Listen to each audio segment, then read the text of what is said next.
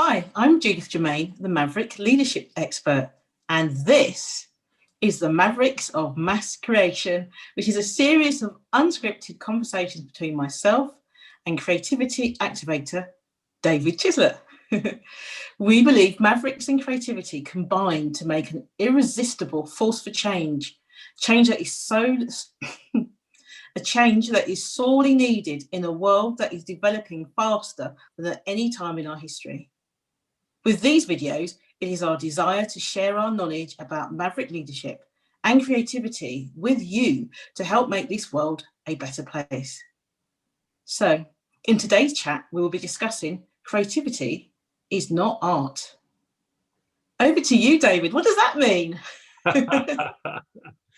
It's just the question I always get when people hear what I do. They're like, creativity activator. Oh, so you teach art.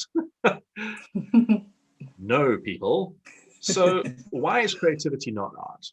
Well, because art is in fact a product of creativity. It requires a very specific skill set, painting, acting, making movies, Right. whatever you want.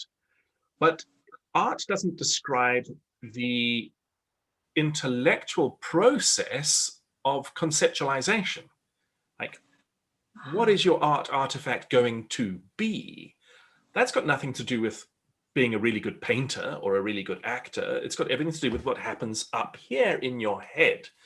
And that's what I'm interested in as a creativity activator, is helping people to understand that not only is creativity not the domain of a select artistic elite, but that we do it every single day in all sorts of wonderful ways. And lastly, that actually scientifically it's been measured, it's been discovered, and it is available to everyone to get better at doing.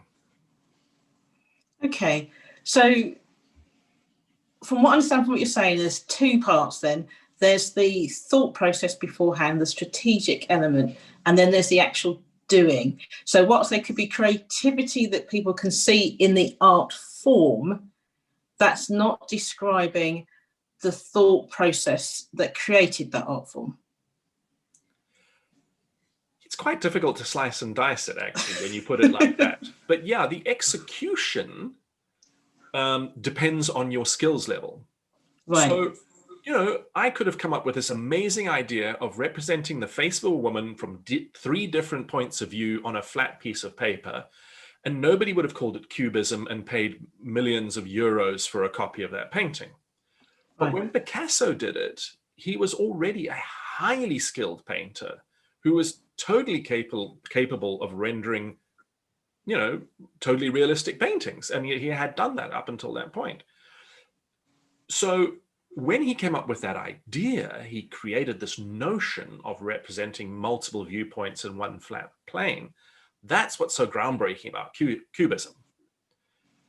When you combine that with the execution of a master, you get a movement that people pay millions of euros for in the future. When I do it, the waiter says, "Are you mad? We take cash, not scribbles on the serviette." That makes sense. So is that why you say that everybody is creative?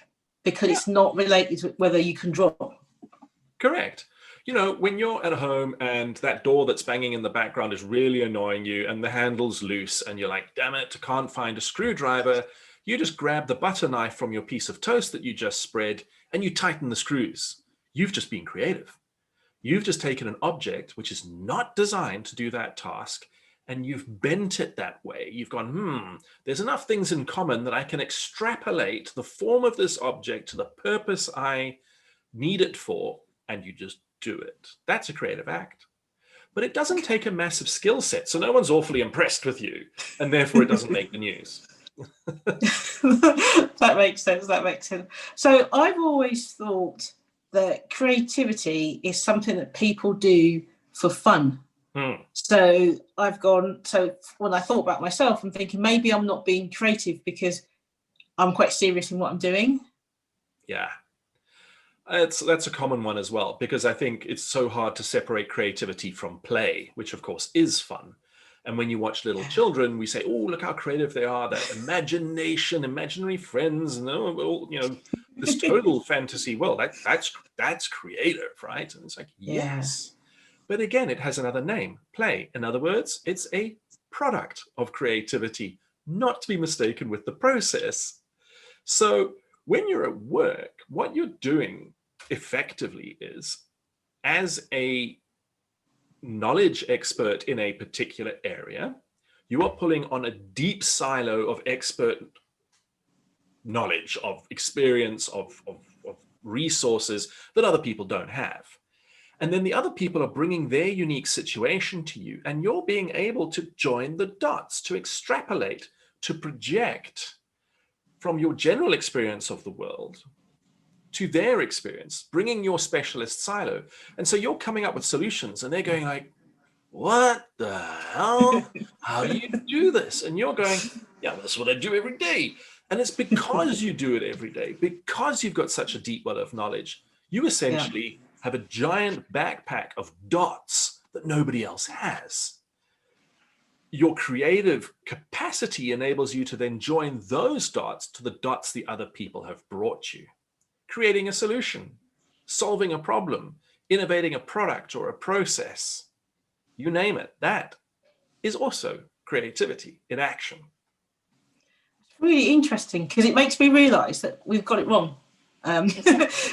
Because we've done creativity sits in marketing and product design, and people like now with COVID, people are getting rid of the creative ones because they're not needed.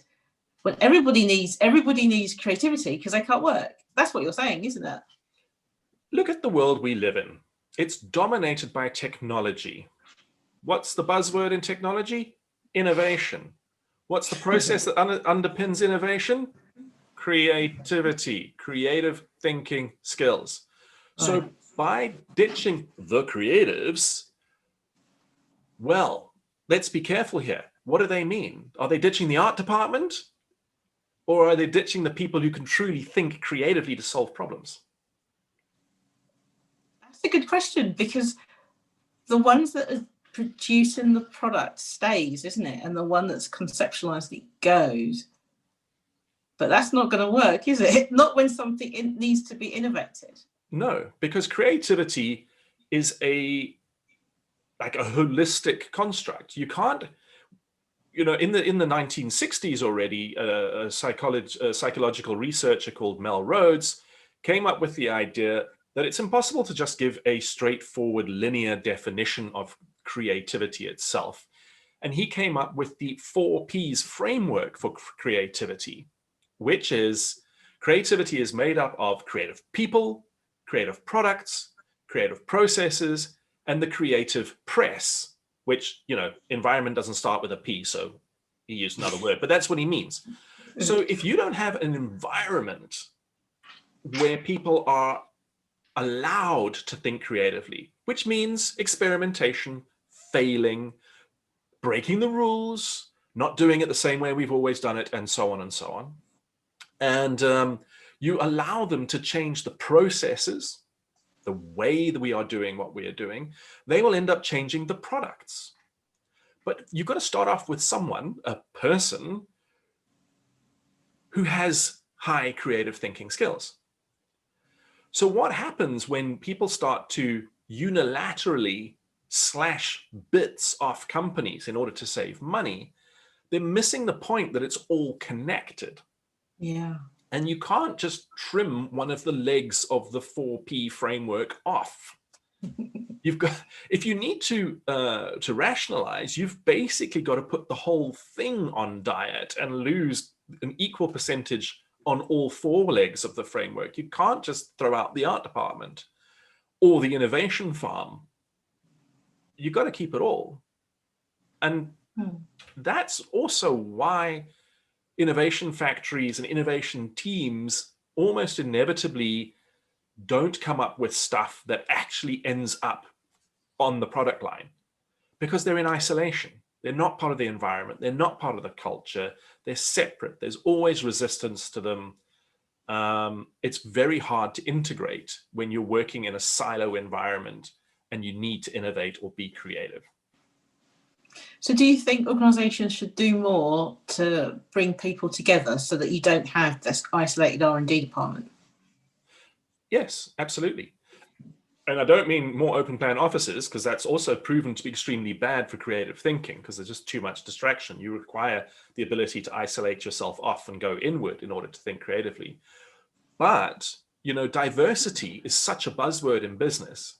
And unfortunately, because of our general socio-political history, everyone insists on thinking about diversity in terms of racial or gender or sexual orientation, instead of thinking about it from those points of view and education level, financial well-being, different educations, different locations, different ages, all of that. Because when you start to think more inclusively and more diversely, you get a lot more options. What happens typically is that these kinds of teams and these kinds of silos are populated by similar people from similar backgrounds with similar training, and they come up with similar ideas. And, you know, they're not actively being biased. It's literally just all they know.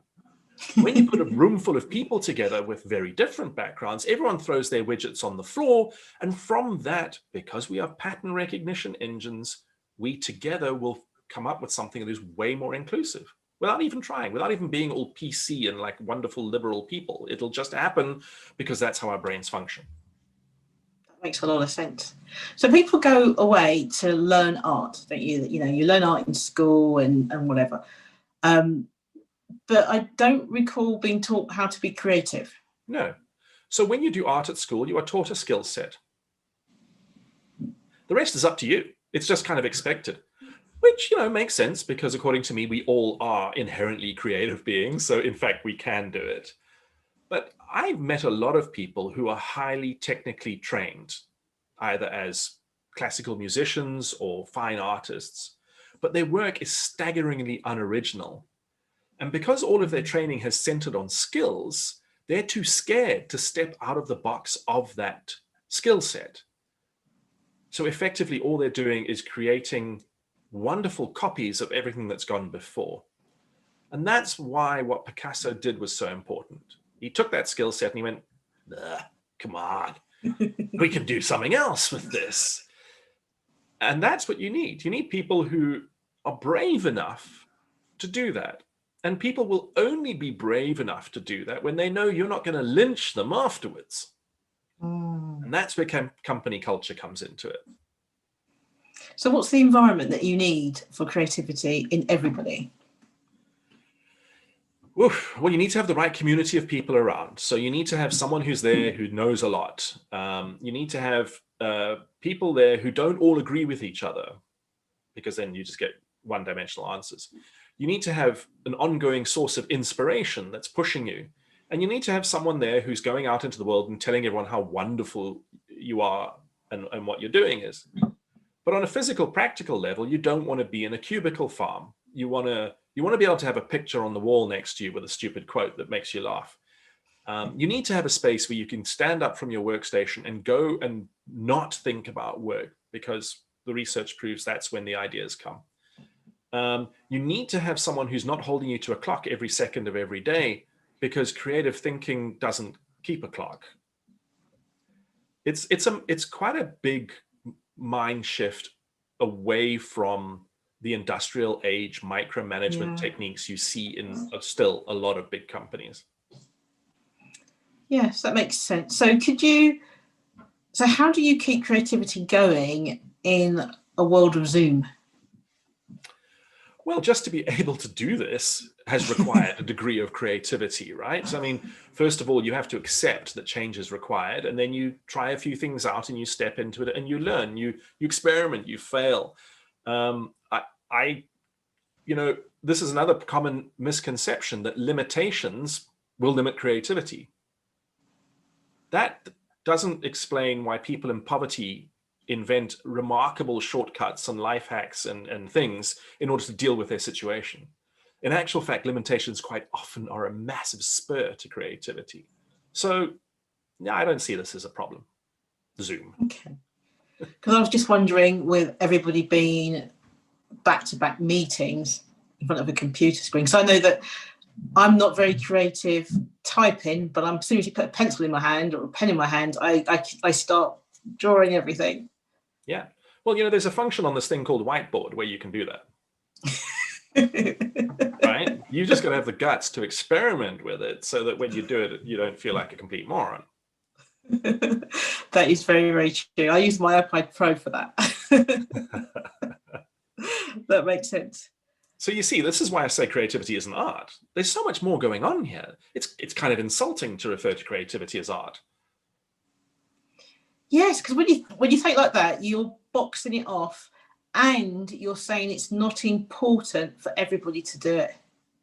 Yeah. I mean, let's not get into that debate about how important art actually is. Yeah. Yes, you're basically saying creativity, because it's unmanageable, unmeasurable, and we're going to stick it in this little corner and label everyone who practices it weird, arty, they take drugs, they can't be trusted, they can't be relied on, so that the widget counters can keep control of everything. Yes, because you can't predict how long it will take to come up with an idea that saves the company. No, you can't. But you can predict that if you don't make space for that process, it won't happen. Perfect. Would that be a good place to stop, by the way? Because that sounds like a really nice... Yeah, that's a great place to stop. Right. And I think we're pretty much on 15 minutes. So should I do the outro? And then I'll chop this up. Okay. Thanks for that, David. And thanks to you for watching and listening in. We hope you found useful tips and tools to help you on your own journey. Check the show notes for all our links and sign up for our newsletters or social feeds to keep in touch. There will be more Maverick weapons of mass creation in our next episode soon.